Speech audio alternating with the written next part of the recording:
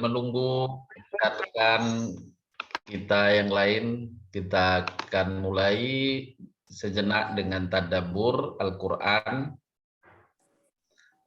Saya akan bacakan Bapak Ibu surat An-Naml ayat 59 hingga 66. Saya akan tayangkan di layar. An-Naml.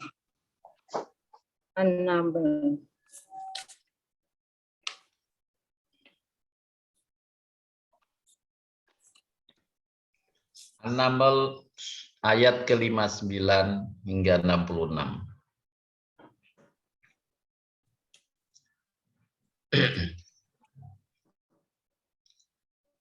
A'udzu billahi minasy syaithanir rajim.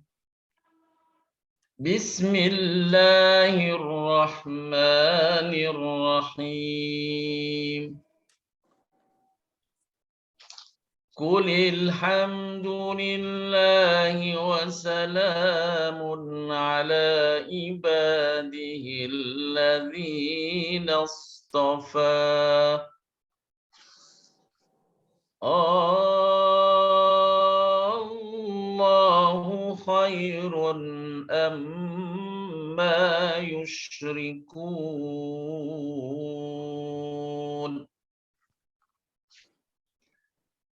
أَمَّنْ خَلَقَ السَّمَاوَاتِ وَالْأَرْضَ وَأَنزَلَ لَكُم مِّنَ السَّمَاءِ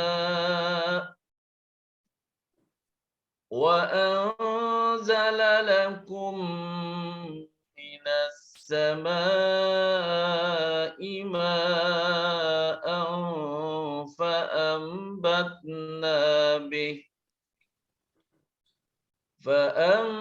فأنبتنا به حدائق ذات بهجة ما كان لكم أن تنبتوا شجرها أإله مع الله أإله مع الله بل هم قوم يعدلون.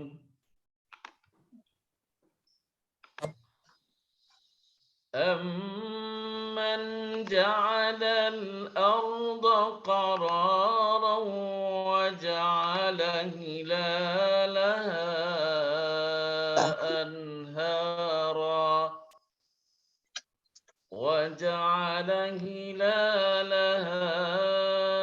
أنهارا وجعل لها رواسي وجعل بين البحرين حاجزا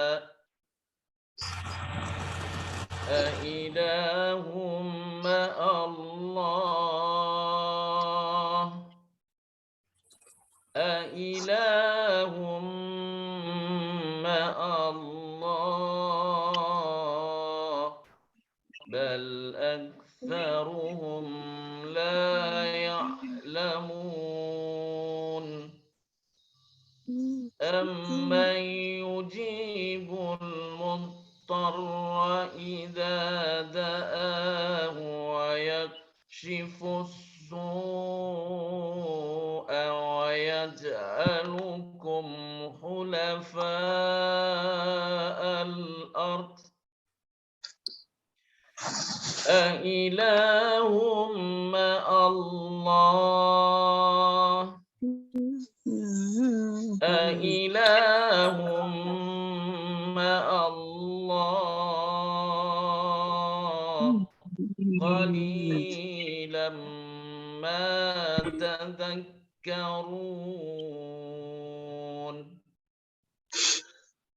أَمَّن يهديكم في ظلمات ظلمات البر والبحر ومن يرسل الرياح بشرا بين يديه رحمته أإله مع الله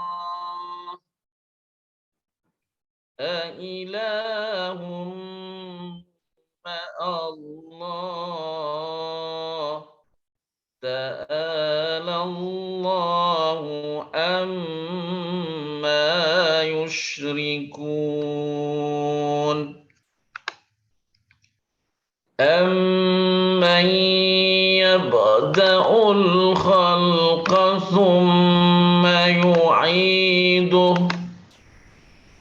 أمن يبدأ الخلق ثم يعيده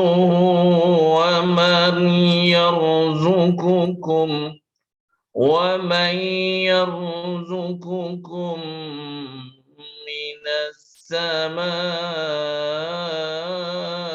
والأرض أإله مع الله أإله مع الله قل هاتوا برهانكم إن كنتم صادقين قل لا يعلم من في السماوات والأرض الغيب إلا الله وما يشعرون أيان يبعثون بل ادارك علمهم في الآخرة بل هم في شك منها بل هم منها آمون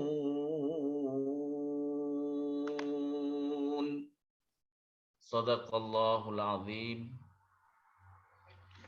Adapun terjemahannya Bapak Ibu sekalian, surat An-Naml surat ke-27 dari ayat 59. Allah Subhanahu wa taala berfirman, katakanlah segala puji bagi Allah dan salam sejahtera atas hamba-hambanya yang dipilihnya. Apakah Allah yang lebih baik atau apa yang mereka persekutukan dengan Dia? Salam sejahtera atas hamba-hamba yang dipilihnya, yakni hamba-hamba yang dipilih oleh Allah untuk diberikan hidayah iman. Bapak Ibu sekalian, Allah mengucapkan salam sejahtera untuk Bapak Ibu semuanya. Wassalamun ala ibadihi alladhina astafa. Salam sejahtera bagi hamba-hamba yang dipilihnya untuk beriman. Alhamdulillah, semoga kita tergolong hamba-hamba yang dipilih oleh Allah untuk beriman ini. Amin. Kita ucapkan qulil hamdulillah, katakan alhamdulillah. Katakan segala puji bagi Allah dan salam sejahtera bagi hamba-hamba yang dipilihnya. Bukankah Allah yang menciptakan langit dan bumi dan yang menurunkan air dari langit untukmu sebagai hujan? Lalu kami tumbuhkan dengan air hujan itu kebun-kebun yang berpemandangan indah. Kamu tidak akan mampu menumbuhkan pohon-pohonnya.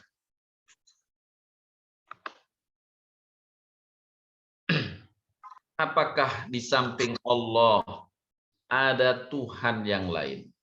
Ailahum ma'allah. Ayat ini diulang-ulang dalam rangkaian yang kita baca. Ailahum ma'allah.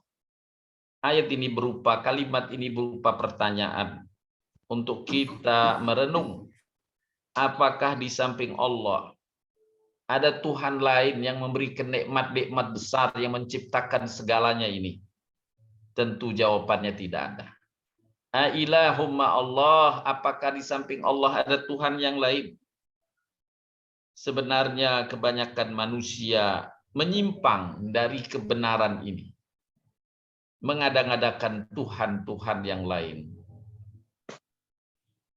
Bukankah Allah yang telah menjadikan bumi sebagai tempat berdiam bagimu, yang menjadikan sungai-sungai di celah-celahnya, yang menjadikan gunung-gunung untuk mengokohkannya, dan menjadikan suatu pemisah antara dua laut. Ailahumma Allah, apakah di samping Allah ada Tuhan yang lain? Sebenarnya kebanyakan manusia tidak mengetahui.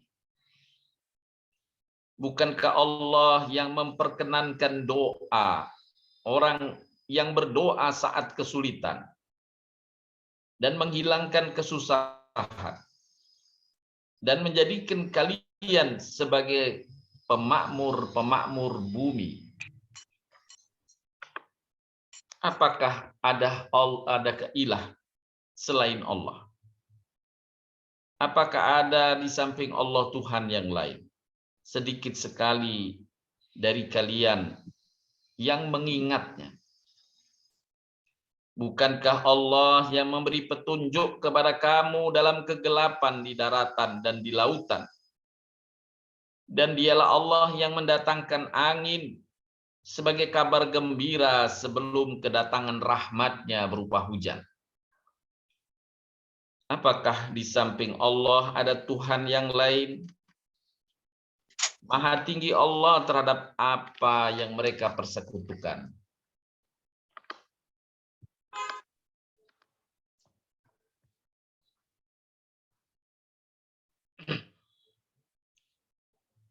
Apakah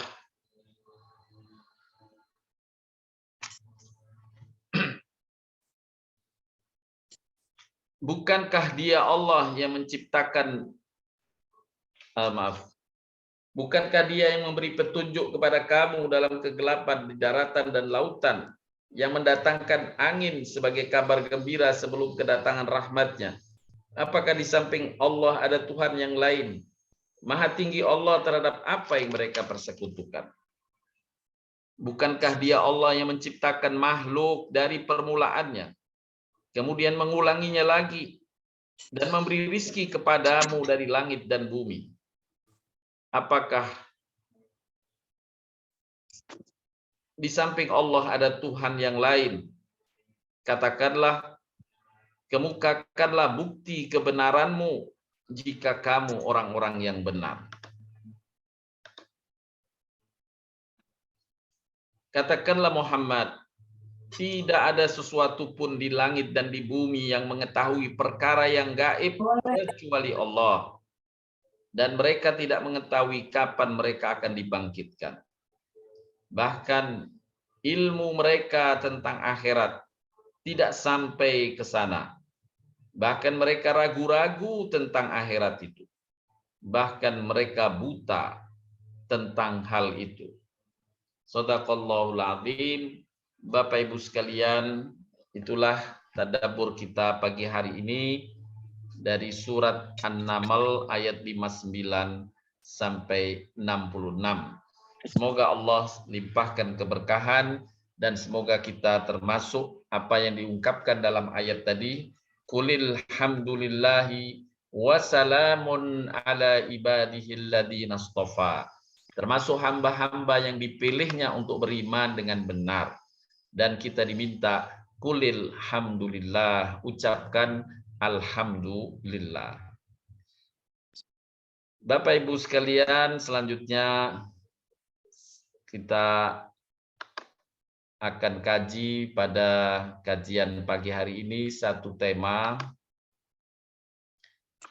yang saya beri judul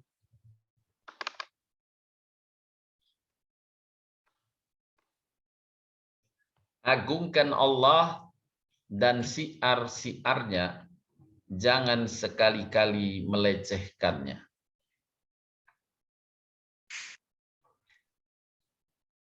Ayat-ayat yang baru saja kita baca, Bapak Ibu, mengajarkan kepada kita untuk merenung atas ciptaan-ciptaan Allah, anugerah-anugerah Allah kepada hambanya di muka bumi. Kemudian Allah bertanya, Allahu khairun amma yusyrikun. Mana yang lebih baik, Allah atau apa-apa yang mereka persekutukan? Juga berulang Allah bertanya, Ailahum ma'allah. Apakah ada Allah? Apakah di samping Allah ada Tuhan yang lain? Pengulangan semacam yang disampaikan dalam ayat-ayat tadi memerintahkan kepada kita untuk senantiasa mengagungkan Allah dan tidak sekali-kali meremehkannya, mengecilkannya. Mengagungkan Allah Subhanahu wa taala merupakan wujud keberimanan seseorang kepadanya. Bukti iman terhadap Allah adalah hamba itu mengagungkan, membesarkan Allah. Oleh karenanya di dalam sholat kita, Bapak Ibu, setiap gerakan diperintahkan kita mengagungkan Allah dengan kalimat Allahu Akbar. Allahu Akbar. Allahu Akbar. Allah Maha Besar, Allah Maha Agung. Inilah wujud keberimanan seseorang. Dalam surat Al-Mu'min ayat ke-64, Allah Subhanahu wa taala berfirman, Allah lah yang menjadikan bumi bagi kamu tempat menetap dan langit sebagai atap, dan membentuk kamu lalu membaguskan rupamu, memberi rizki dengan sebagian yang baik-baik.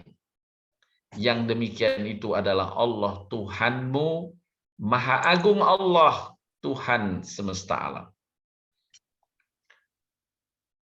Dalam surat Ar-Rahman, Allah pun berfirman, Maha Agung nama Tuhanmu yang mempunyai kebesaran dan karunia.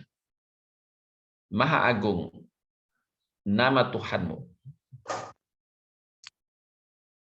Perintah-perintah di dalam Al-Quran untuk mengagungkan Allah Subhanahu wa taala banyak kita jumpai. Di dalam surat Al-Baqarah ayat 185 Allah Subhanahu wa taala berfirman, dan hendaklah kamu mengagungkan Allah. Walitukabbirallahu ala ma hadakum. Hendaklah kamu mengagungkan Allah atas petunjuknya yang diberikan kepadamu supaya kamu bersyukur. Dalam surat Al-Hajj ayat ke-30 Allah berfirman pula yang artinya, demikianlah perintah Allah.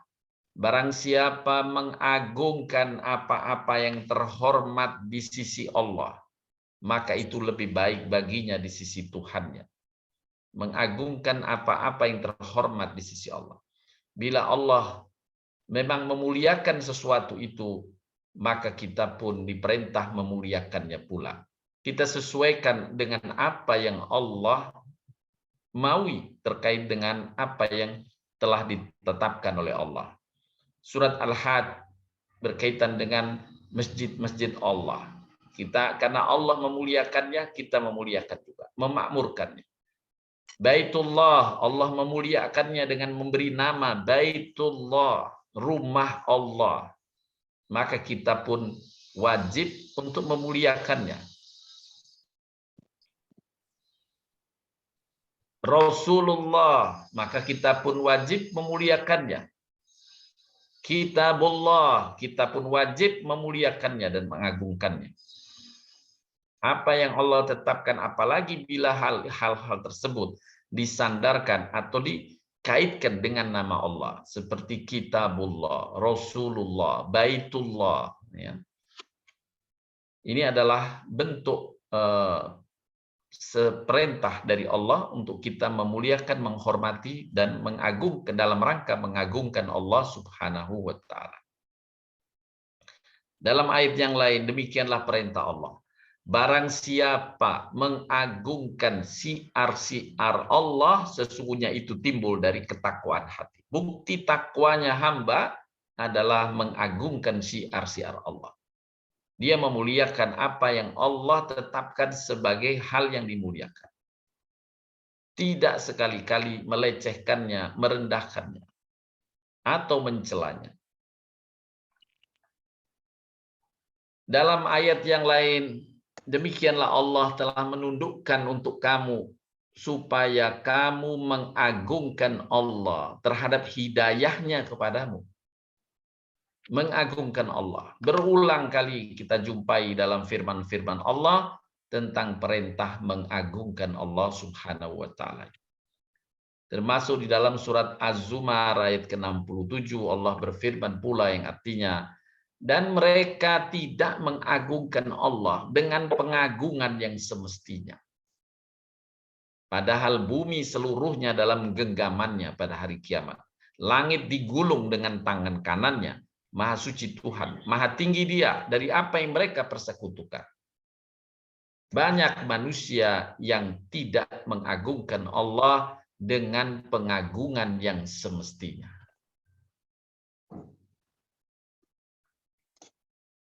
Bapak Ibu sekalian, orang beriman semestinya ada dalam hati mereka satu perasaan atau rasa dalam hati yang disebutkan di dalam Al-Quran dengan khasyah. Dengan kata khasyah, yang kalau dimaknai khasyah ini takut. Tapi berbeda dengan al-khauf. Khauf juga maknanya takut. Khasyah bermakna takut. Para ulama mengartikan khasyah adalah rasa takut yang muncul dalam hati karena pengagungan. Khusus karena pengagungan. Dan tidak mungkin seseorang mengagungkan dengan benar kecuali dengan ilmu. Makanya khasyah ini di dalam Al-Quran dikaitkan dengan ulul albab. Dikaitkan dengan orang-orang yang berilmu. Orang-orang yang berilmu memahami tentang hakikat sesuatu akan muncul dengan ilmunya itu rasa khasyah. Berbeda dengan al-khauf, rasa takut yang boleh jadi takut yang muncul hanya karena tabiat takut saja. Seperti seseorang takut dengan ular atau bahkan takut dengan singa yang berada di kandangnya. Yang di situ dijeruji besi, bisa saja orang takut terhadap singa yang ada di jeruji besi. Ini bukan makna khasyah. Khasyah secara khusus ketakutan yang muncul dalam diri seorang hamba, dalam diri hati seorang yang beriman, karena ia memiliki ilmu tentang sesuatu yang dia khawatir atau dia takutkan itu. Sebaliknya, Bapak Ibu, hilangnya rasa takut terhadapnya merupakan tanda hilangnya keberimanan hamba tersebut pada Allah yang Maha. Oleh karenanya, para ulama bersepakat pula.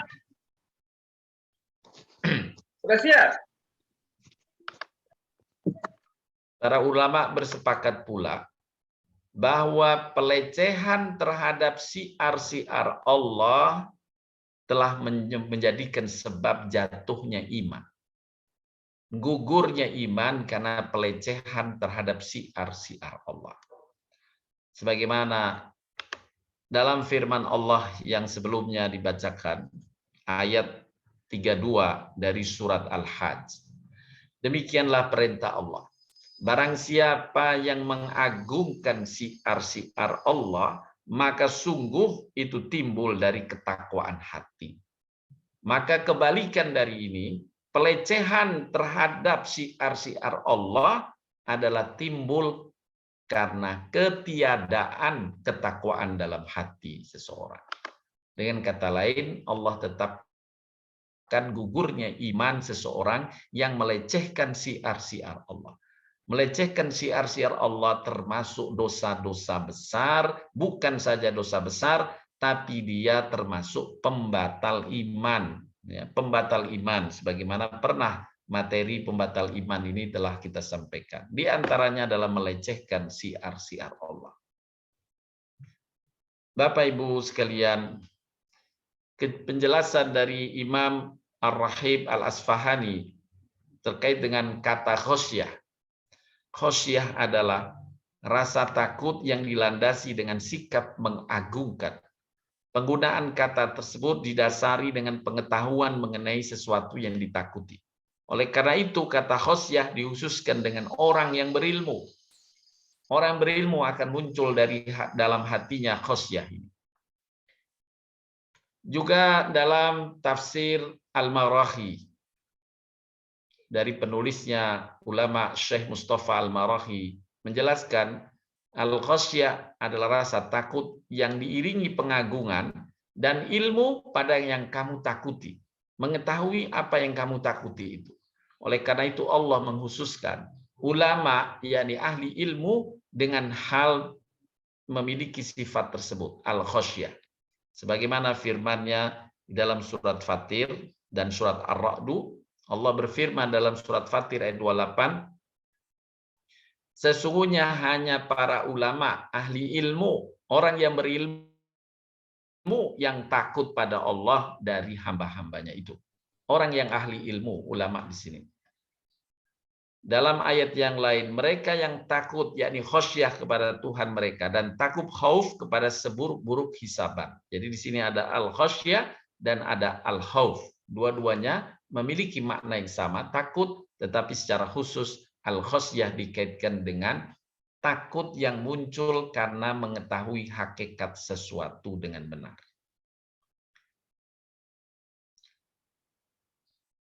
Bapak Ibu sekalian yang dirahmati Allah Subhanahu wa taala.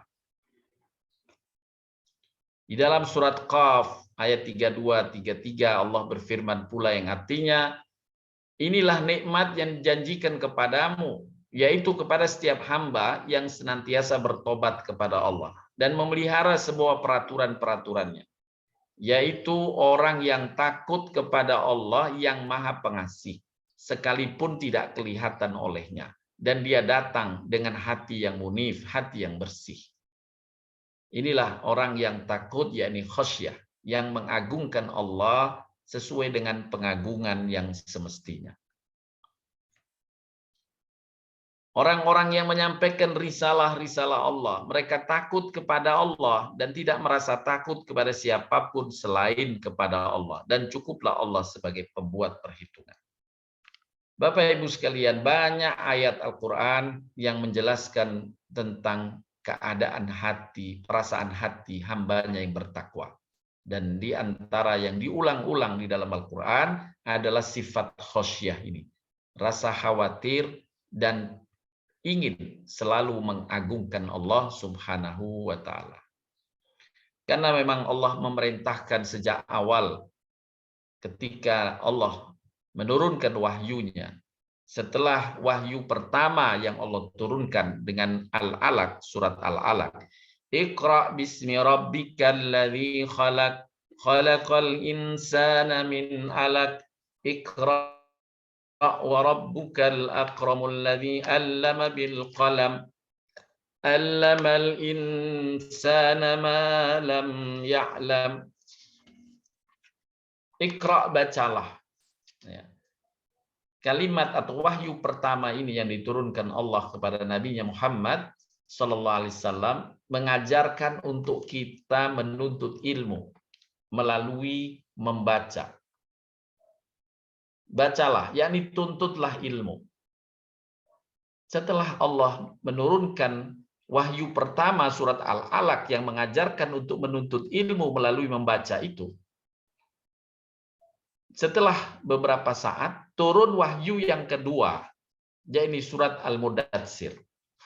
Wahyu yang kedua yang Allah turunkan setelah Nabi diperintahkan pada wahyu pertama untuk membaca, yakni menuntut ilmu, baru Allah berfirman, Ya ayyuhal mudaththir qum fa'andir wa rabbaka fakabbir. Ya. Wa rabbaka fakabbir. Hai orang-orang yang berselimut, bangunlah, berilah peringatan, dan Tuhanmu agungkanlah. Pakaianmu bersihkanlah, perbuatan dosa tinggalkanlah. Jangan kau memberi dengan maksud memperoleh balasan yang lebih banyak. Dan untuk memenuhi perintah Tuhanmu bersabarlah. Dalam rangkaian ayat ini ada kalimat perintah wali rabbika walad wa thiyabaka wa rabbaka fakabbir wa rabbaka fakabbir, dan untuk Tuhanmu agungkanlah. Nah, ini perintah mengagungkan Allah sejak awal turunnya wahyu. Setelah Allah perintahkan berilmu. Inilah yang dikatakan oleh Al-Maraghi tadi, juga Al-Asfahani, bahwa rasa takut yang muncul pada diri seorang yang kemudian dengan ketakutan itu al-khauf al-khasyah, mengagungkan Allah yang didasarkan atas ilmu. Setelah ia membaca, mengilmui tentang bagaimana hakikat Allah, kebesaran Allah Subhanahu wa taala. Di dalam Al-Qur'an telah ditetapkan atau diajarkan kepada kita tentang besarnya Allah, di antaranya ilmu Allah. Dalam surat Luqman digambarkan, ilmu Allah itu diumpamakan jika kalian menggunakan semua pohon di muka bumi sebagai pena, dibuat pena, semua pohon. Kemudian lautnya sebagai tinta. Semua laut yang ada dijadikan tinta semua. Digunakan untuk menulis ilmu Allah. Sampai habis semua lautan yang ada. Ditambah 7 lautan yang sama. Ilmu Allah belum selesai ditulis. Itulah keagungan Allah, kebesaran Allah dengan ilmunya. Juga digambarkan apabila Allah menghendaki, idza arada syai'an ayyaqula lahu kun fayakun. Allah Maha Kuasa, jika yang menghendaki suatu tinggal mengatakan jadi, jadilah ia. Tidak ada yang bisa menghalanginya. Nah, keilmuan kita terhadap apa yang Allah jelaskan tentang sifat-sifatnya akan melahirkan rasa khosyah yang diwujudkan dengan pengagungan yang semestinya. Dan dia sangat takut untuk melecehkan, meremehkan Allah Subhanahu wa ta'ala atau mempermainkan agamanya. Selanjutnya Bapak Ibu sekalian, kalau sifat orang bertakwa itu mengagungkan Allah, sebaliknya Allah sangat mencela dan tidak mungkin muncul dari orang bertakwa satu istilah yang disebut al-istihza. Istihza, melecehkan agama, melecehkan siar-siar agama, ya, mencela, merendahkannya, membuat candaan yang tidak senonoh terkait dengan simbol-simbol atau syiar-syiar agama itu. Inilah lawan dari pengagungan. Al-istihza adalah lawan dari pengagungan. Orang bertakwa diminta fatakabbir. Hendaklah mereka fakabir, membesarkan Allah, mengagungkan Allah. Al-istihza justru berlawanan, melecehkan Allah, melecehkan syiar-syiarnya, melecehkan Al-Quran, melecehkan Rasulnya, melecehkan ajarannya, melecehkan firmannya, melecehkan sabda nabinya Sallallahu Alaihi Wasallam, dan simbol-simbol agama lainnya. Inilah yang dimaksud dengan al-istihza, pelecehan dan penghinaan. Imam Asy-Sya'di, penulis tafsir Karimur Rahman, berkata, istihza adalah pelecehan dan penghinaan, di antaranya dalam bentuk olok-olokan dan kelakar atau mensifati sesuatu dengan kerendahan.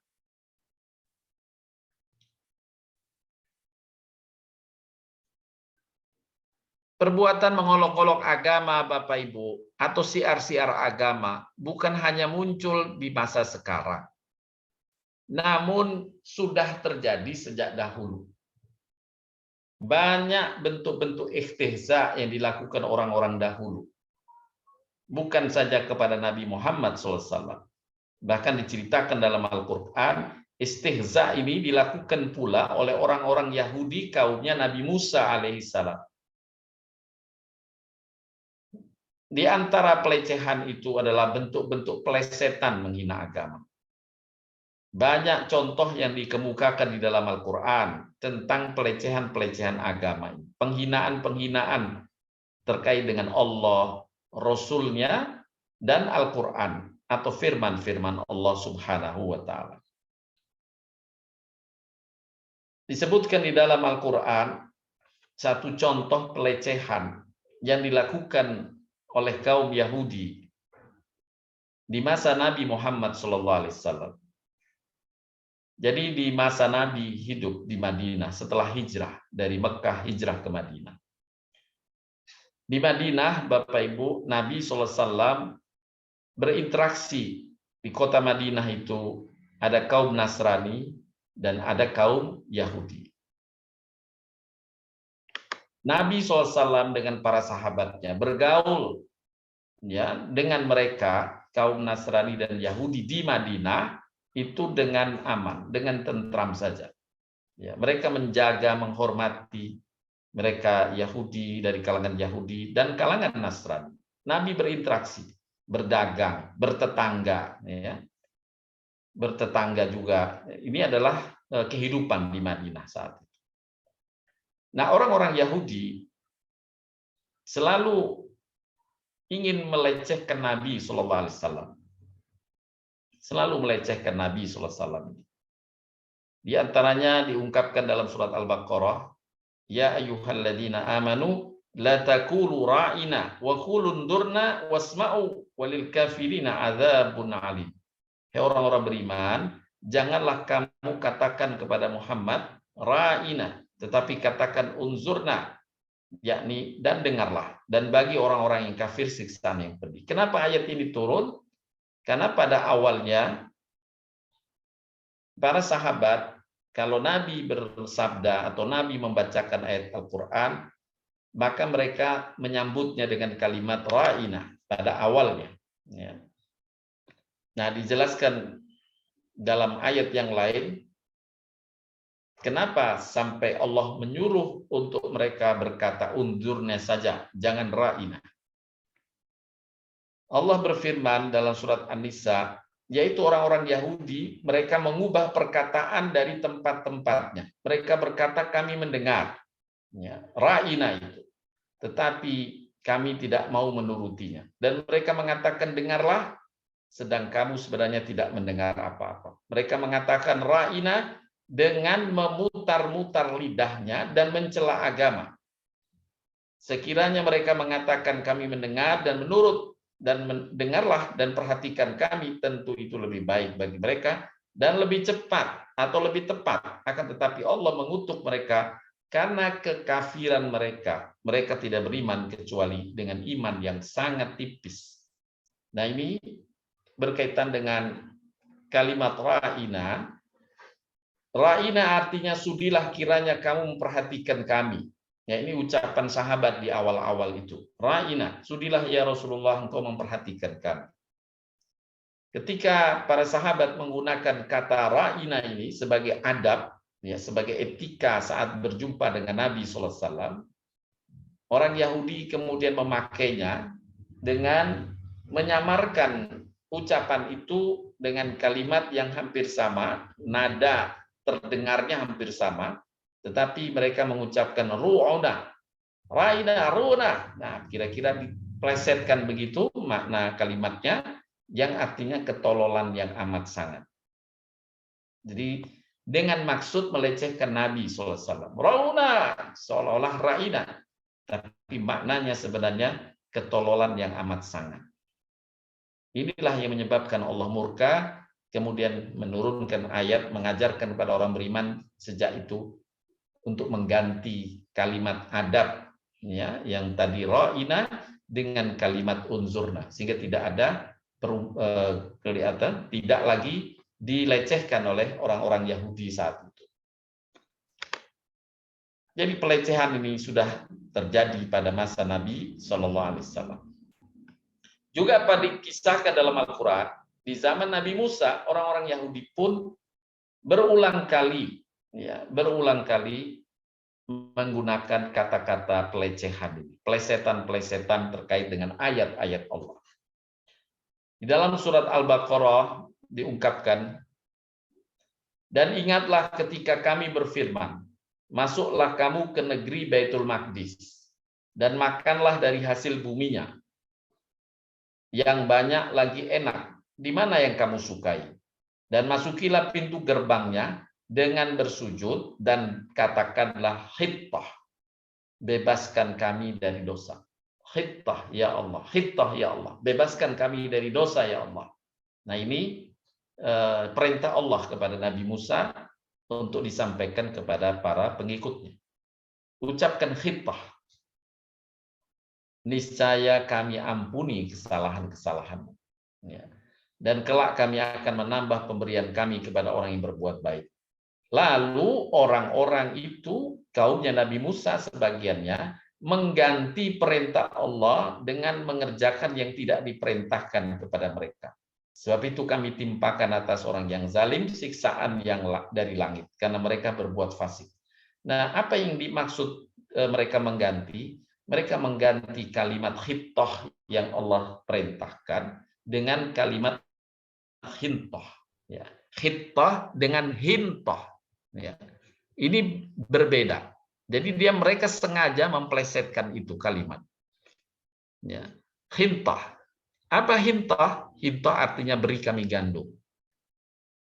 Jadi ketika mereka masuk di kota Baitul Maqdis ini, orang-orang yang taat mengikuti perintah Nabi Musa untuk hintah, ya Allah bebaskan kami dari dosa. Sedangkan sebagian melecehkan dengan ucapan hintah, beri kami gandum. Nah, ini Allah cela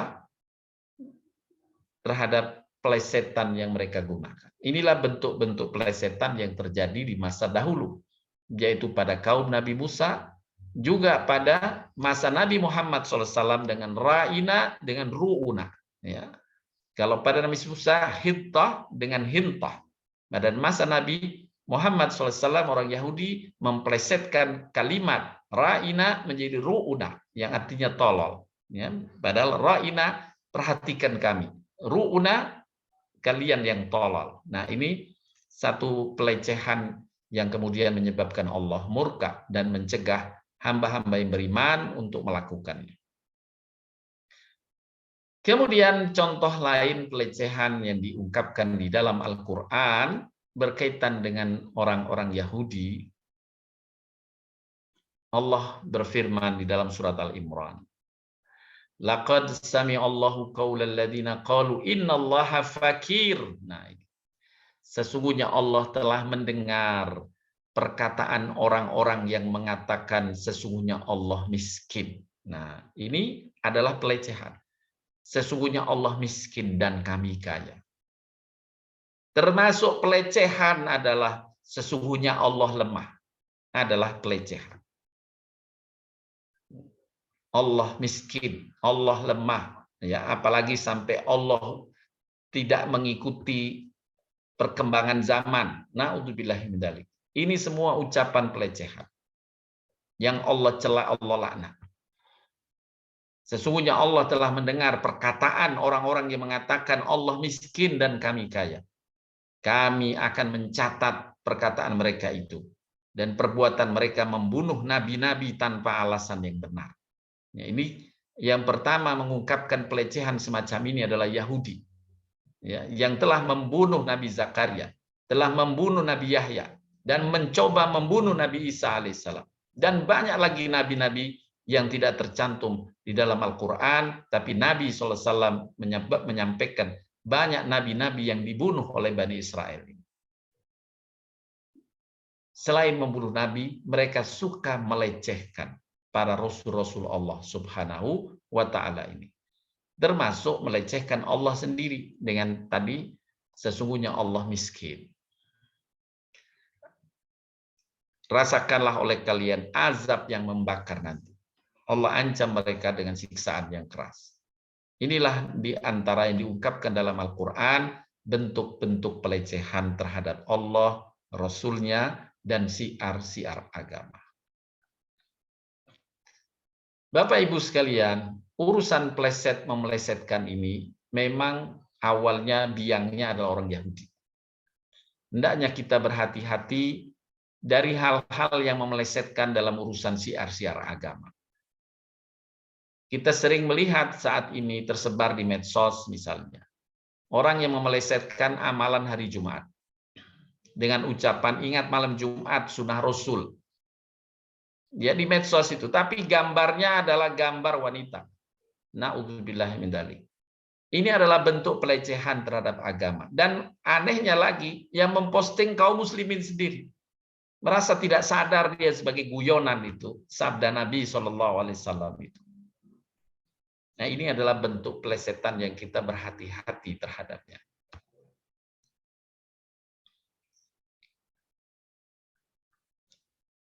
Dalam bentuk ejekan dan sindiran terhadap siar-siar agama dan orang-orang yang mengamalkannya. Kita juga mendengar ya sebagian orang mengejek wanita-wanita muslimah yang mengenakan busana Islam dengan ejekan ninja atau seorang muslim yang memelihara janggut misalnya dengan ejekan kambing hingga ledekan dengan ucapan semakin panjang janggut semakin bodoh. Dan ini anehnya yang mengucapkannya orang muslim lagi. Bapak Ibu, saya izin sebentar, ada hal yang telepon masuk, saya perlu terima sebentar.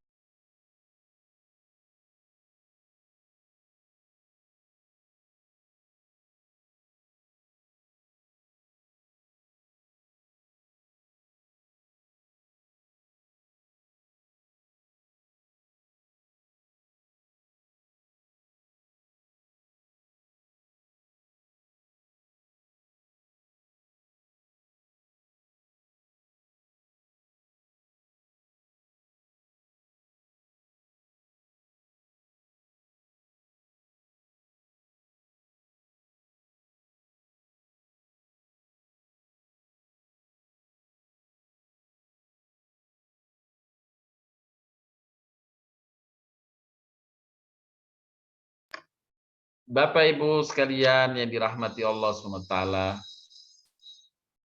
di antara ejekan-ejekan tadi termasuk seperti yang kita contohkan tadi.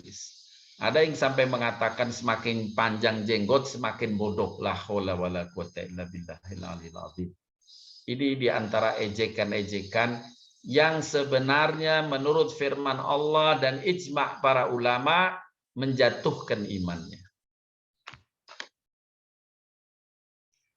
Juga dalam bentuk sindiran terhadap Islam dan hukum-hukumnya.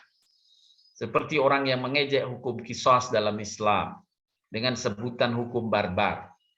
Ya, padahal di dunia ini masih banyak hukum qisas. Ya, siapa yang membunuh dibunuh misalnya. Dia dihukum mati maksudnya. Ini hukum sejak dahulu banyak orang.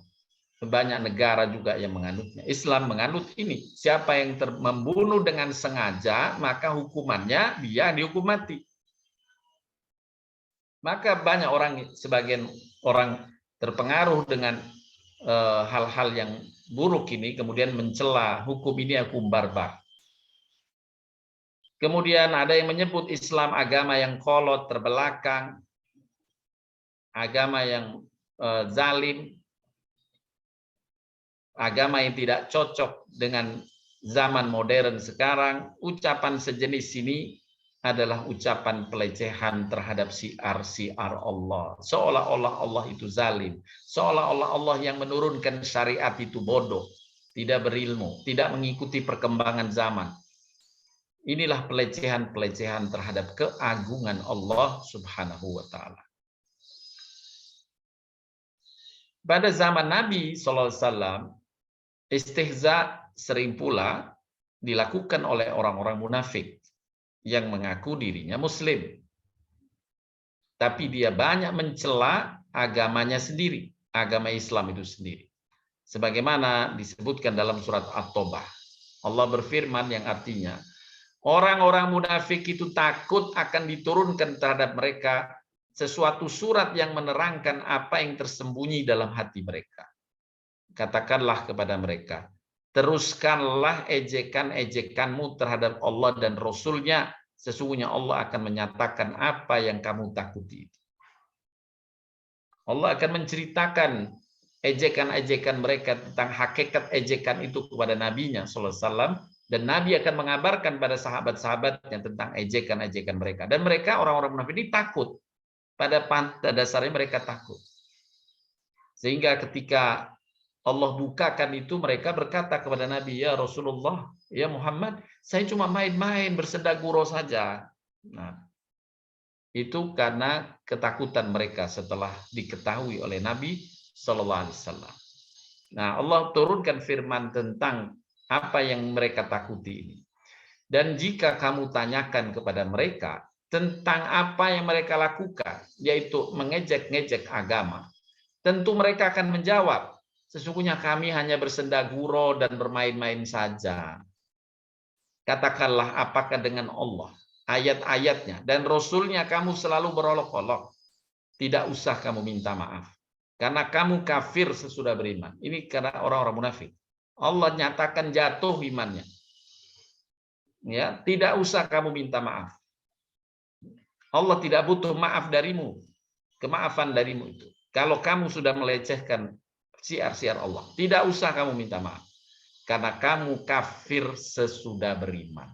Sebelumnya dia masih muslim, tapi kemudian dengan pelecehan itu Allah gugurkan imannya. Makanya ini dinamakan pembatal iman. Di antara pembatal iman adalah melecehkan agama. Jika kami memaafkan segolongan dari kamu lantaran mereka taubat, niscaya kami akan mengazab golongan yang lain disebabkan mereka orang-orang yang selalu berbuat dosa. Jadi mengulang-ulang, ya. Bukan hanya sekali tapi berulang melakukan pelecehan-pelecehan itu. Bapak Ibu sekalian yang dirahmati Allah Subhanahu wa taala. Ayat ini yang tadi dikemukakan surat At-Taubah berkaitan asbabun nuzulnya dengan sikap orang-orang munafik yang melecehkan Allah, Rasul-Nya, dan kaum muslimin. Kebencian mereka yang mereka pendam terlahir dalam bentuk ejekan dan olok-olokan. Berkaitan dengan ayat tersebut, Imam Bukatsir mencantumkan sebuah riwayat ya, tentang asbabun nuzulnya.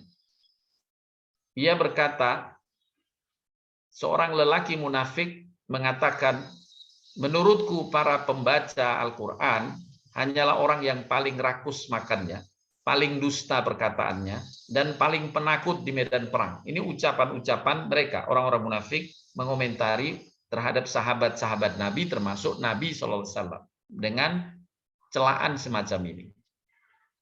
Sampailah berita itu, celaan mereka ini kepada Nabi SAW. Lalu orang munafik menemui Nabi, sedangkan beliau saat itu sedang berkendaraan onta. Kemudian orang-orang munafik itu berkata, wahai Rasulullah, sesungguhnya kami hanyalah bersenda gurau dan bermain-main saja dengan ucapan-ucapan itu. Ucapan yang dia sengaja ucapkan dengan pelecehan itu, kemudian dia bantah itu sebagai ucapan senda gurau saja. Maka turunlah firman Allah, apakah dengan Allah, ayat-ayatnya, dan Rasul-Nya kamu selalu berolok-olok? Inilah di antara sebab turunnya ayat tadi di atas yang mencela olok-olokan orang-orang munafik kepada Nabi dan sahabat-sahabat Nabi. Dalam surat At-Taubah ayat 74, ayat berikutnya ini, Allah berfirman menjelaskan tentang kasus ini. Orang-orang munafik itu bersumpah dengan nama Allah bahwa mereka tidak mengatakan sesuatu yang menyakitimu. Sesungguhnya mereka telah mengucapkan perkataan kekafiran dan telah menjadi kafir sesudah Islam. Dan mengingini apa yang mereka tidak dapat mencapai. Dan mereka tidak mencela Allah dan Rasul-Nya kecuali karena Allah dan Rasul-Nya telah melimpahkan karunia-Nya kepada mereka. Nah, ini di antara celaan-celaan Allah terhadap orang-orang yang melecehkan agama. Dosa besar bahkan menggugurkan iman mereka. Bapak Ibu sekalian, barang siapa memperolok Rasulnya, Rasul Allah, berarti ia memperolok-olok Allah. Karena Allah lah yang menugaskan Rasul-Rasul. Barang siapa yang memperolok-olok ayat-ayat Allah, berarti ia telah memperolok-olok Allah. Karena ayat-ayat ini diturunkan oleh Allah Subhanahu wa ta'ala. Barang siapa memperolok salah satu dari ayat-ayat Allah atau salah satu dari Rasul-Rasul Allah, maka ia memperolok-olok seluruhnya.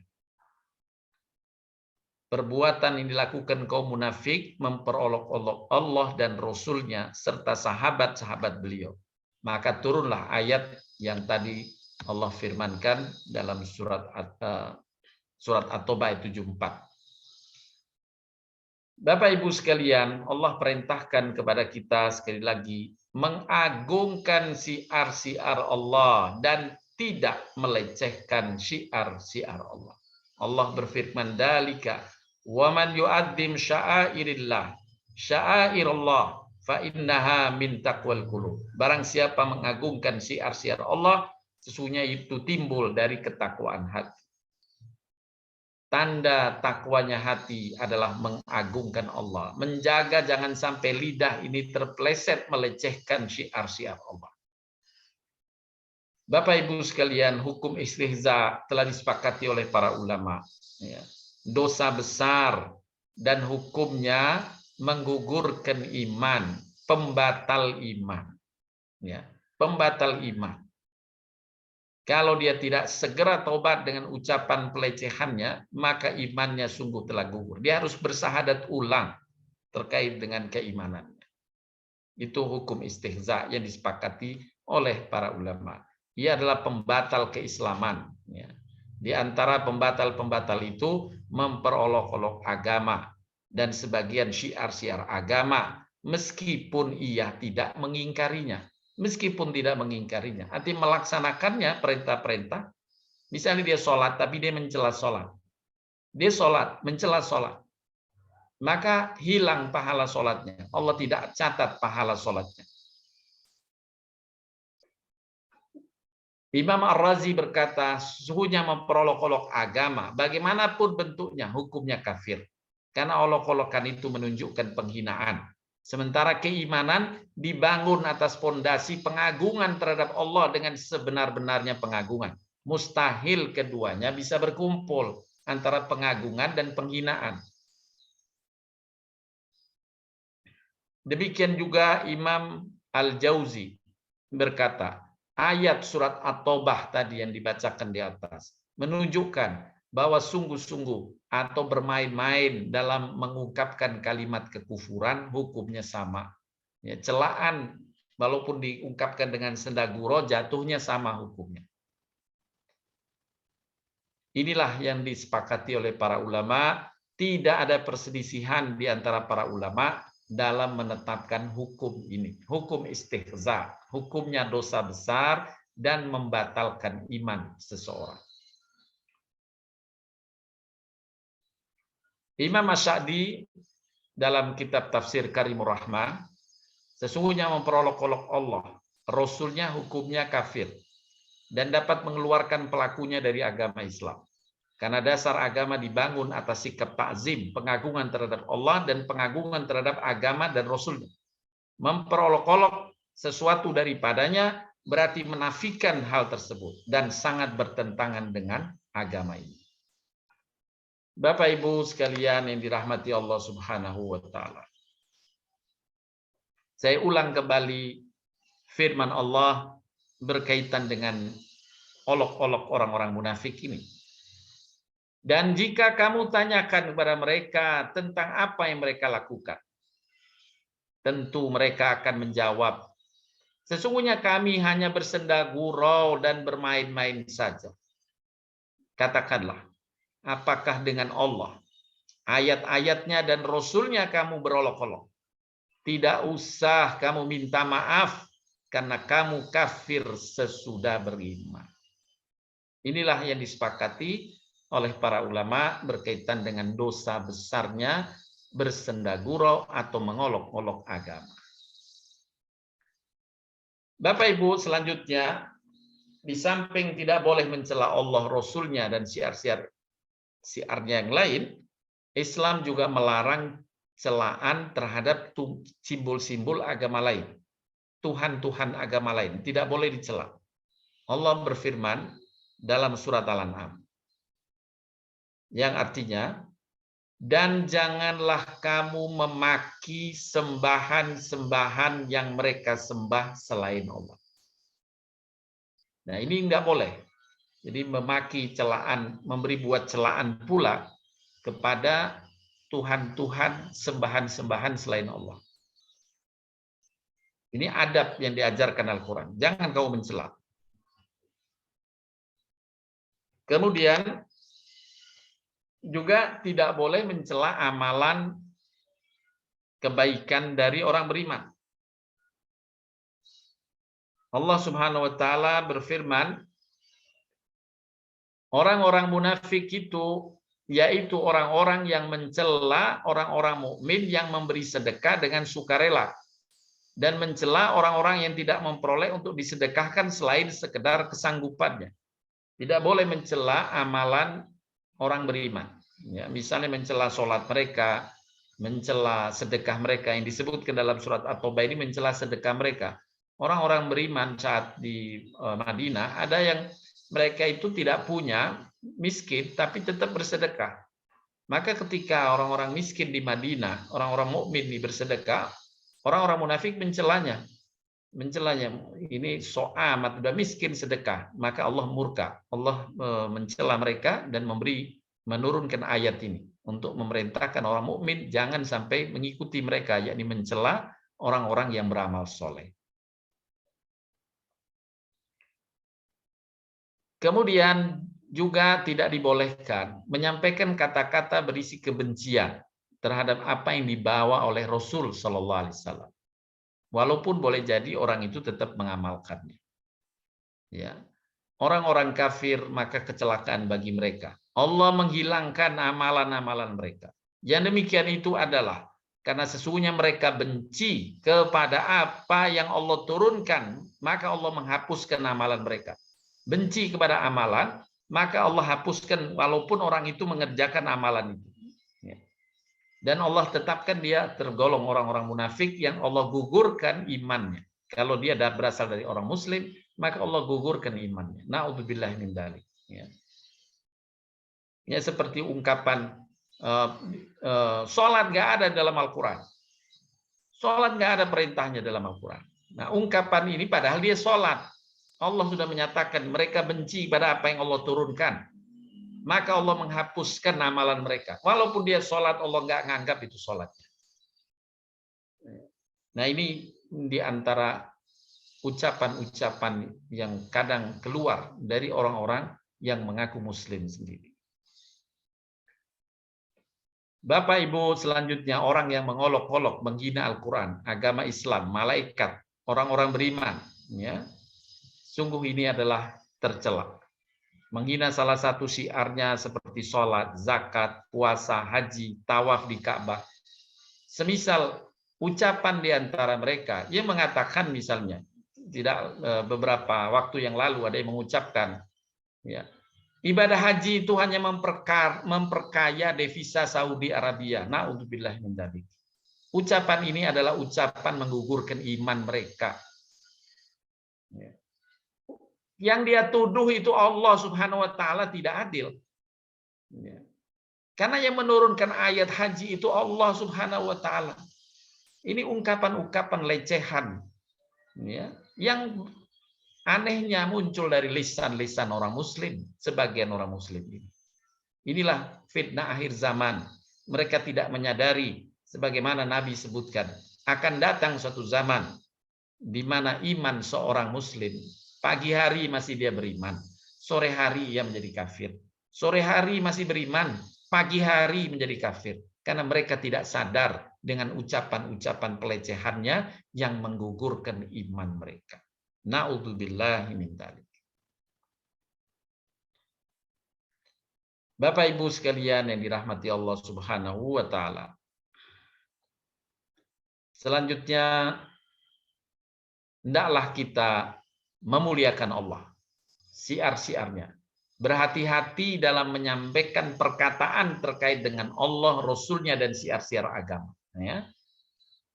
Allah berfirman mengingatkan kita semua, demikianlah perintah Allah. Barang siapa mengagungkan siar-siar Allah, sesungguhnya itu timbul dari ketakwaan hati. Semoga Allah tetap jaga hidayahnya untuk kita semuanya. Allah limpahkan keberkahan dan rahmatnya, dan ucapan salam seperti ayat surat Al-An'am semoga tetap terlimpah untuk kita. Qulil hamdulillahi wassalamun ala ibadihil ladzina astafa. Kul, katakanlah, ucapkan alhamdulillah dan salam sejahtera atas hamba-hamba yang dipilihnya dalam keadaan beriman. Semoga kita tergolong di dalamnya. Amin ya rabbal alamin. Demikianlah Bapak Ibu yang dapat disampaikan dalam kajian pagi hari ini. Mudah-mudahan bermanfaat. Kita tetap mengagungkan Allah, hindarkan dari ucapan-ucapan yang tidak senonoh terhadap Allah, Rasulnya, Al-Quran, dan siar-siar agama lainnya. Semoga kita terjaga dan senantiasa selamat. Amin ya rabbal alamin. Dipersilakan bila ada yang ingin didiskusikan lebih lanjut. Terima kasih Pak Ustadz. Saat ini di chat belum ada. Dari Ibu ada yang mau langsung, silakan. Pak Rudi. Atau Bu Sofi, saya kasih kesempatan pertama Bu Sofi. Silakan Pak Rudi. Ya, terima kasih. Assalamualaikum warahmatullahi wabarakatuh. Waalaikumsalam warahmatullahi wabarakatuh.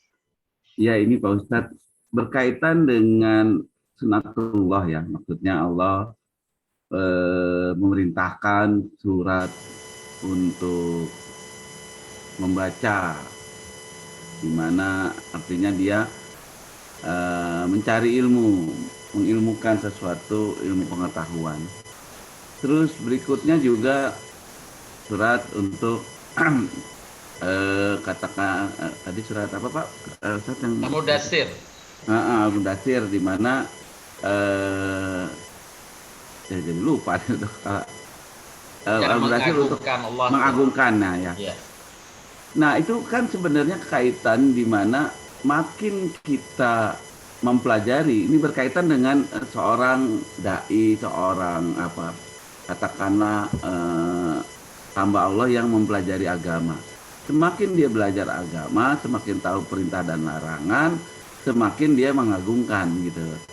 Nah, kalau sampai gelarnya ulama, bahkan dia jadi pengurus di, katakanlah di serikat kayak seperti MUI dan sebagainya gitu, apakah memang belajar ilmu agamanya dan sebagainya itu dari awal itu memang sudah tidak dapat petunjuk dari Allah, atau memang katakanlah di level seperti itu masih aja setan mampu menggoda, di mana pada awalnya dia mungkin mentadaburi agama itu baik, tapi pas udah kepentingan dunia dia bisa terpeleset gitu di level apapun gitu loh. Artinya termasuk diri kita juga, di mana kita udah belajar dan sebagainya, bisa jadi suatu saat Allah nggak menjamin bahwa itu akan terjaga dengan sendirinya, walaupun sudah melakukan tadabbur ilmu maupun telah melakukan katakanlah pengagungan kepada Allah dan perintah-perintahnya semua. Iya, betul. Baik Pak Rudi. Jadi kita alhamdulillah mendapatkan hidayah. Tapi hidayah ini tetap Allah sandarkan dalam hidup di muka bumi kepada amaliyah hamba. Dan kita diminta berhati-hati karena kita tidak ada jaminan bahwa amaliyah kita tetap terjaga untuk masa-masa berikutnya. Walaupun saat ini alhamdulillah misalnya kita terjaga, kita tidak tahu ke depannya bagaimana. Karena ujian boleh jadi tetap Allah berikan dalam kehidupan di muka bumi ini. Ya, sebelum hamba itu wafat, maka ujian selalu menimpanya. Di antara ujian-ujian yang besar yang tadi dikaitkan dengan apa yang Pak Rudi risaukan, telah dijelaskan dalam Al-Quran tentang Barseso, misalnya ya, Barseso.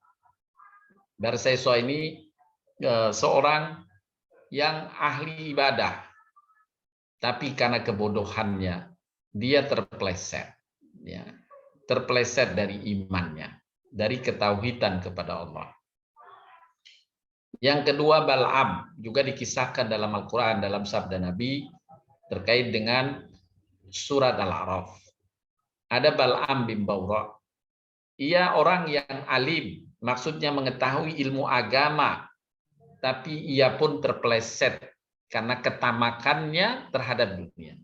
Kalau Barseso terpeleset karena kebodohannya, sedangkan Bal'am bin Bawra terpeleset karena ketamakannya terhadap dunia.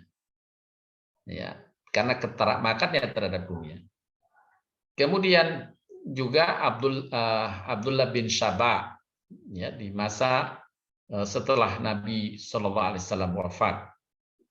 Abdullah bin Saba juga hal yang sama, terpeleset karena kedengkiannya. Jadi ada 3 penyakit ini. Kedengkian, kebodohan, ketamakan. Itu di antara hal-hal yang menyebabkan seseorang yang sudah mendalami agama bisa terpeleset. Kedengkian, kesombongan, dan ketamakan terhadap dunia. Na'udzubillahi min dzalik. Jadi tidak ada penjaminan dari Allah berkaitan dengan kehidupan manusia dalam hal iman, dalam hal hidayah ini, bahwa dia tetap akan berkesinambungan. Ya, makanya kalau seseorang tetap berpegang teguh pada iman yang benar sampai wafatnya, barulah ia disebut husnul khatimah. Husnul khatimah, yakni penutupannya yang baik. Ya. Tapi tidak menjamin setiap orang yang beriman bisa berada terus sampai wafatnya dia husnul khatimah. Oleh karenanya tetap kita hati-hati dan kita tetap mengilmui ini tadi. Ya, ayat-ayat Al-Quran ini kan mengingatkan kita, menyegarkan kita untuk berhati-hati. Nah, di masa sekarang banyak pelecehan, banyak ini kita membaca ulang tentang apa yang Allah sampaikan, apa yang Nabi sebutkan. Kemudian dengannya kita selalu berhati-hati dan menjaga diri kita dan keluarga dari amal-amal yang tidak tergolong mengagungkan Allah dengan pengagungan yang semestinya itu. Begitu Pak Rudi. Ya, terima kasih Pak Ustadz. Boleh kalau ingin terkait dengan tadi, misalnya ketamakan itu ada di surat Al-A'raf ayat 175, 176.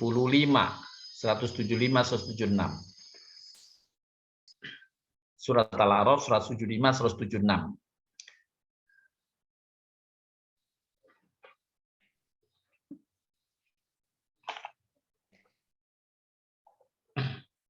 Surat ke-7, saya akan bacakan coba Bapak Ibu tentang keterpelesetan ini. Surat 7, 175. Saya bacakan terjemahannya. Dan bacakanlah Muhammad kepada mereka berita orang yang telah kami berikan kepadanya ayat-ayat kami. Yani Allah berita orang kepada orang yang Allah beritakan ayat-ayat kami. Allah ajarkan ilmu tentang Al-Quran. Tentang kitab Allah itu. Kemudian mereka melepaskan diri dari ayat-ayat itu. Lalu dia diikuti oleh setan sampai tergoda, yakni terpeleset. Maka jadilah dia termasuk orang-orang yang sesat. Dan sekiranya kami menghendaki, misalnya kami tinggikan derajatnya dengan ayat-ayat itu. Sebenarnya dengan ilmu agama itu Allah menghendaki agar mereka ditinggikan derajatnya. Akan tetapi mereka cenderung memilih dunia dan mengikuti keinginannya yang rendah terhadap dunia itu.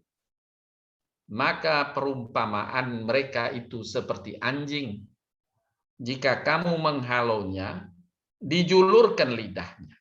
Jika kamu membiarkannya, ia menjulurkan lidahnya juga. Demikianlah perumpamaan orang-orang yang mendustakan ayat-ayat kami. Ceritakanlah kisah-kisah itu agar mereka berpikir, mengambil pelajaran, jangan sampai terpeleset seperti halnya apa yang diungkapkan dalam ayat ini. Begitu Pak Rudi. Mudah-mudahan bermanfaat untuk kita semuanya. Terima kasih Pak Ustadz. Ada yang lain? Ada yang lain Ibu? Silahkan langsung aja. 1, 2. Assalamualaikum Pak Ustadz. Waalaikumsalam Silakan, Bu Bu Eva. Eva. Silakan Bu Eva. Pak Ustadz, dalam kehidupan sehari-hari sering sekali kita mendengar orang Muslim, Pak Ustadz, yang seperti Pak Ustadz katakan tadi, kalau orang pakai ditutup mulutnya ninja dan kalau berjenggot kayak kambing, bagaimana ya Pak Ustadz cara kita mengingatkan bahwa kadang-kadang saya juga berusaha mengatakan itu kalau nggak suka nggak masalah, nggak usah protes, itu memang nggak ada pertentangan. Tapi kadang-kadang bagi orang Islam, orang Muslim yang mengatakan seperti itu, kata Ustadz harus mengucapkan 2 kalimat syahadat kembali. Itu bagaimana cara kita menyampaikan kepada yang bersangkutan ya Pak Ustadz? Syukron Pak Ustadz. Baik ya. Yang pertama ya kita dalam rangka tawasobil haq wa tawasobis sobar. Kita mengingatkan untuk berada pada kebenarannya. Nah itu diantara hamba-hamba bertakwa cirinya adalah kita diperintah untuk saling mengingatkan. Kita tidak boleh jadi orang menyampaikan itu dia tidak dalam kesengajaan ya, kesengajaan dalam hati, tapi hukumnya, status hukumnya disepakati oleh ulama sama ya, dalam hati atau tidak. Karena ada amal-amal itu ya, amal-amal yang mungkin tidak diniatkan tapi hukuman tetap berlaku sama. Ya. Karena orang tidak tahu isi hati seseorang. Ya, misalnya maaf orang mencuri. Kemudian setelah ditangkap, saya tidak niat kok, tidak niat mencuri, saya kira barang saya sendiri. Tapi kalau wujudnya terbentuk mencuri, dia tetap ditangkap. Nah demikian juga ungkapan itu tidak bisa, saya nggak niat, nggak bisa. Karena sudah terungkap itu, sudah terungkap. Nah disinilah yang perlu kehati-hatian. Makanya diingatkan, segera kalau itu terucapkan, diingatkan dulu bahwa ini perkara bukan perkara remeh, ini perkara dosa besar, ayatnya tadi surat At-Taubah, ya, ayat 74 diantaranya. Kemudian segera yang bersangkutan beristighfar kepada Allah. Beristighfar kepada Allah. Jangan mengulang olok-olokan terkait dengan agama ini. Begitu Bu Eva. Syukron Pak Ustadz. Ya, sama-sama. Semoga semuanya kita terlindungi dan sahabat-sahabat saudara-saudara kita terlindungi dari hal-hal semacam ini, ketergelinciran ini. Amin. Amin. Alamin. Silakan Bu Sofi. Ya, terima kasih Dan Lili. Assalamualaikum Pak Farhat. Waalaikumsalam Bu Sofi, silakan Bu. Yang tuh raise hand. Sekedar ini saja Pak. Jadi mungkin bertanya ya bukan, tapi cerita semacam cerita ya. Mungkin untuk cara penyelesaian selanjutnya barangkali. Ya. Ini kan saya menghadapi banyak orang ya Pak Farhat ya, ibu-ibu terutama. Ya bapak-bapak juga. Waktu kemarin tuh Natal dengan Tahun Baru, kan mereka bukan dia, ini mereka di banyak mengatakan, oh tunjukkan saya di Bu satu ayat yang mengatakan bahwa kita tidak boleh menyatakan Selamat Natal atau Selamat Tahun Baru. Jadi saya bilang gini, udah deh jangan bicara di WA, bicara lisan aja deh sama saya langsung, saya nggak mau kalau pakai tulis menulis nanti perang polemik. Ini kalau tulis menulis kan yang non muslim juga banyak. Udah kita bicara langsung aja. Saya mengatakan begitu Pak Farhat. itu apakah saya benar begitu Pak Barat? Iya bagus, nggak apa-apa. Itu satu metode. Ya, metode penyampaian bisa beragam, bisa macam-macam. Nabi SAW banyak mengamalkan metode penyampaiannya yang berbeda-beda untuk setiap orang. Ya, ada orang yang langsung Nabi tegur, ada yang Nabi ngajak dulu bersendirian, baru ditegur gitu ya. Jadi berbeda-beda dalam mengingatkan. Ya, itu metodologi saja. Jadi apa yang Ibu Sofi lakukan dengan tidak berdebat di forum WA misalnya, ya untuk mengajak udahlah kita diskusi saja sendiri, itu insya Allah metode yang benar, yang bagus juga untuk tipe-tipe atau keadaan-keadaan tertentu. Begitu Bu Sofi. Ya memang terus perasaan tuh rasanya kayak apa ya Pak ya, kayak kemeronyos gitu ya, karena mereka itu kan kepengen Iya. menjawab cepat, kepengen itu, jadi aduh saya istighfar saja gitu ya untuk meredakan apa itu Iya. anu saya sendiri, emosi saya sendiri. Tapi benar-benar kayak kemeropok banget deh Pak Barat, karena itu banyak yang begitu dan mereka kenal saya kenal mereka. Tapi kok herannya kalau dalam cara bergaul kayak oh, iya kayak nggak seperti itu, tapi begitu waktu apa tuh Natal tiba, waduh, terus jadi kan ibu-ibu yang mungkin taruhlah ya kalau dikatakan pro dengan saya, terus itu aduh sudah enggak deh, nanti aja, nanti saya akan hubungi perlesan, jadi begitu Pak Barat. Ini Iya nggak curhat apa-apa ada ya, ya. karena Allah perintahkan ud'u ila sabili rabbika bil hikmati wal mau'idati wajadilhum billati hiya ahsan. Jadi serulah mereka ke jalan Allah, ke jalan Tuhanmu. Yang pertama dengan metode hikmah, yang kedua dengan mau'idatil hasanah, yang ketiga dengan jidal bil ihsan ya. Jadi di antara tiga metode itu. Jadi macam-macam setiap orang menyikapinya. Imam Ghazali itu kalau kadang menegur muridnya atau sahabatnya gitu, tidak ditegur di forum, cuma dia kirim surat. Kirim surat pun itu isinya alangkah baiknya saya baru baca ayat ini. Coba kalian juga baca ayat ini gitu. Ya. Misalnya dia menegur satu kali sahabatnya yang dalam suatu forum marah gitu. Imam Ghazali kemudian kirim surat kepada sahabatnya itu, isi suratnya, saya takjub dengan surat Al-Imran ayat 133 sampai 135. Alangkah baiknya ketakjuban saya juga dapat engkau menjadikannya bacaan. Udah begitu aja. Kemudian sahabatnya itu baca surat Al-Imran itu. Di situ Allah memuji orang-orang yang menahan marah. Jadi, sahabatnya tahu ini nyindir saya ini. Imam Ghazali nyindir saya. Tapi tidak ditegur langsung di forum begitu. Ya, Pak Nah, itu Barat. metode penyampaian ya. Silahkan dipilih yang cocok untuk orang yang sedang kita akan nasihati begitu, Bu. Ya, Pak. Ya, alhamdulillah Pak, terima kasih. Ya,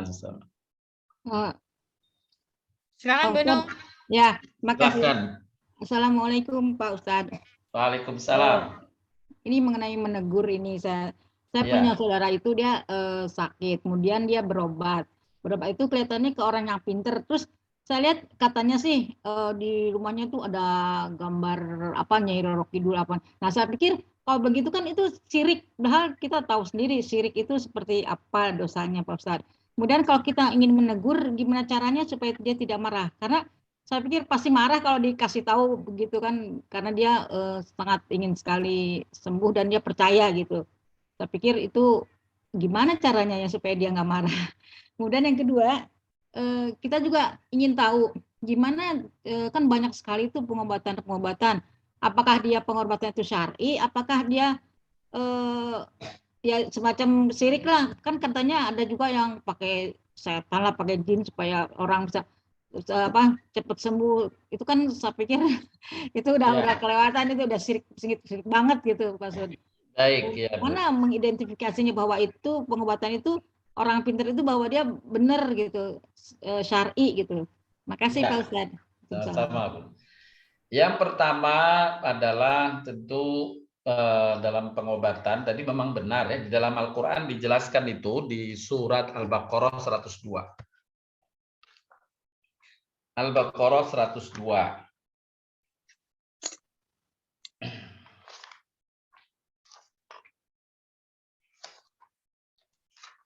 Dan umumnya sebagaimana disebutkan dalam ayat tersebut, mereka yang berada di lingkungan kaum muslimin tidak akan berani berterus terang bahwa ini adalah ilmu perdukunan.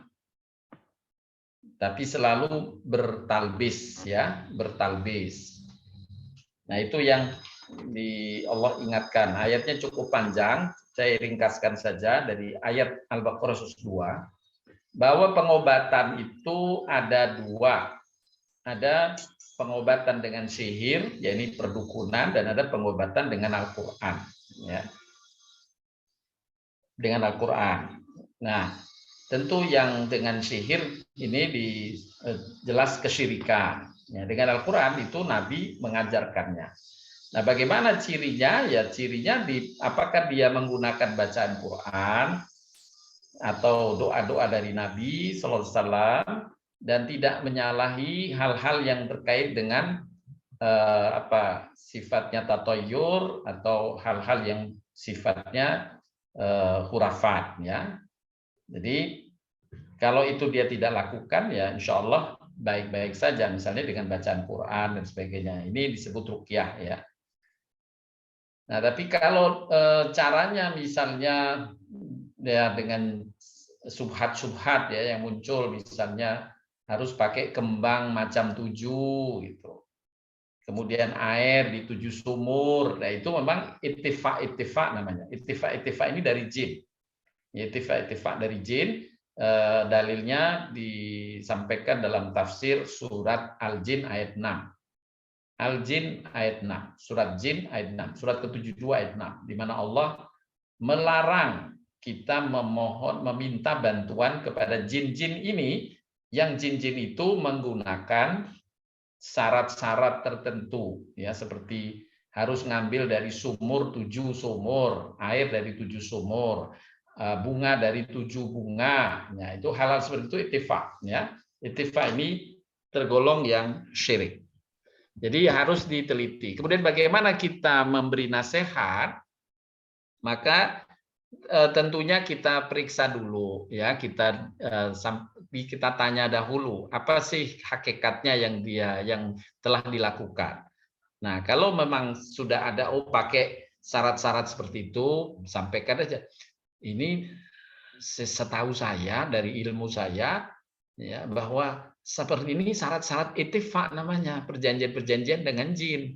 Yang itu nggak boleh. Nah, baru ini dulu digugah dulu keingintahuan yang bersangkutan, ya, digugah keingintahuan. Oh benar, kalau sudah benar, nah baru kemudian kita bisa ajak untuk ke orang yang dipandang lebih tahu dan sebagainya.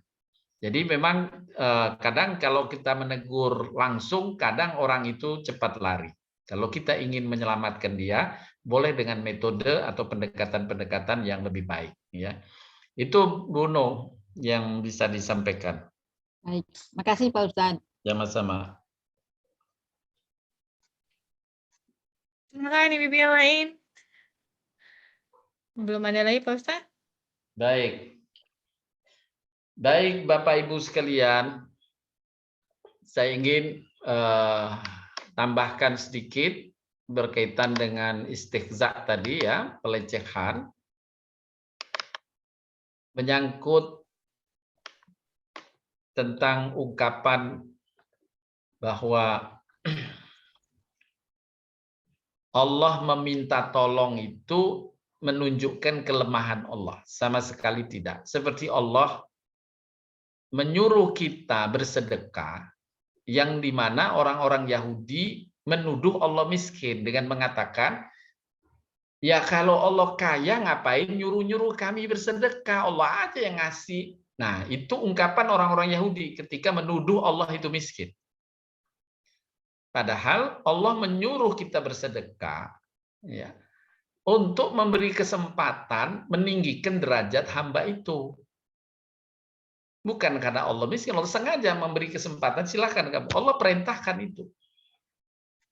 Sesungguhnya bagi Allah nggak ada pertambahan derajatnya, kekuasaannya atas amal-amal hamba, nggak ada. Semuanya kembali manfaatnya kepada hamba. Jadi ketika Allah menyuruh bersedekah, manfaatnya balik kepada hamba. Bukan Allah tidak sanggup untuk memberikan kekayaan pada hambanya. Hanya Allah menguji hamba tadi yang dimiskinkan keadaannya, dan menguji hamba yang kaya untuk bersedekah. Nah, tuduhan orang Yahudi, loh kalau gitu Allah miskin dong. Kok nyuruh-nyuruh kita bersedekah? Kenapa nggak Allah langsung? Nah, ini tuduhan orang-orang Yahudi. Melecehkan Allah SWT. Demikian pula terkait dengan Allah menyuruh, tolonglah agama Allah. Di dalam Al-Quran diabadikan, ucapan menolong agama Allah itu diucapkan oleh Nabi Isa alaihissalam. Diucapkan oleh Nabi Isa, ditawarkan kepada pengikut-pengikut setia Nabi Isa itu. Dalam surat As-Saff ayat 14, Allah berfirman yang artinya, "Hai orang-orang beriman, jadilah kamu penolong-penolong Allah." Jadilah kamu penolong-penolong Allah, yang maknanya menolong agama Allah.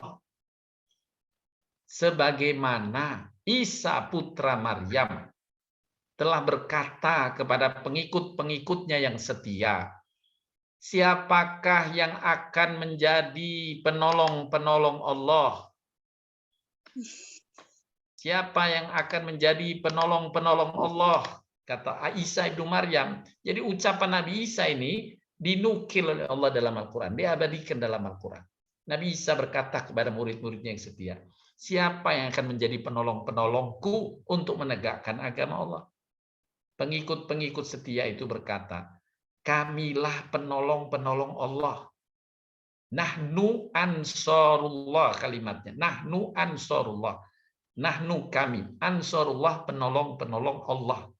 Kamilah penolong-penolong Allah. Lalu segolongan dari Bani Israel beriman, segolongan yang lain kafir.